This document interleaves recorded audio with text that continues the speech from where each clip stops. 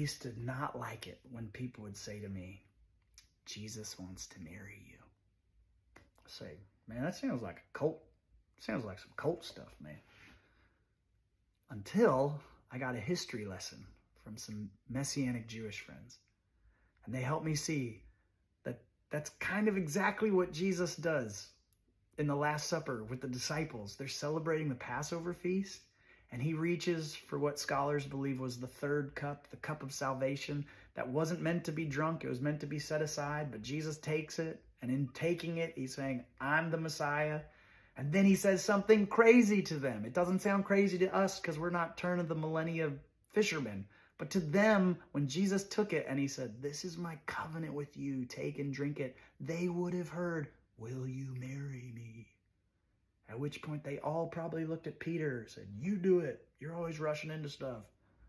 See, in that time and place, when a man was going to marry a woman or propose to a woman, he would pay a bride price to her father, and then he would just get an opportunity. She could actually still say no. But he would fill a cup with wine, and he would say, this is my covenant with you. Take and drink it. She could say, no yismalei Hamas, or she could take the cup and start drinking. And in drinking, she said, I do. And then what happened? This is the craziest part. She'd go to her town, where she was no longer called by her name. She'd be called one who was bought with a price. He'd go to his town, and they wouldn't talk to each other or communicate the entire engagement period. The only way they could talk was through the best man. He'd run back and forth. What was she doing? She was waiting. Waiting like a thief in the night. Watching, waiting, watching, waiting. What was he doing? He was building a mansion. A mansion, before you get excited, the word mansion in Aramaic is best translated apartment. And it was actually an addition to his father's house, or insula, a generational dwelling. This is the craziest part. He didn't get to decide when it was done. Only the father did. So every day he'd be working. Is it done, Dad? Nope, not yet. Is it done, Dad? Nope. It could be 3 months. It could be up to a year. And then finally, one day the father would come. He'd look at him and he'd say, it's finished. Go get your bride. At which point he'd gather his groomsmen and they'd come into her town unannounced, blowing shofars. She'd hear the horns. She'd come down the stairs. They'd go down the aisle. They'd get married, make little rabbis, live happily ever after. Does any of this sound familiar? Jesus laid it out and he said, I'm going to leave for a while.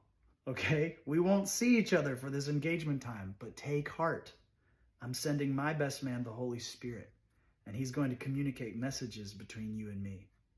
I'm going home to be with my Father because in my Father's insula are many mansions, and I'm going to prepare a place for you.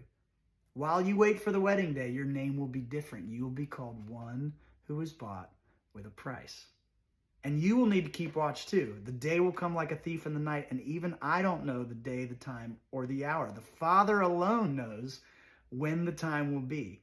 But when he decides, I'm going to come with my wedding party, the holy angels, they're going to blow their shofars, the 4 trumpets from the 4 corners of the earth, and I'm going to bring you home for the marriage supper of the Lamb.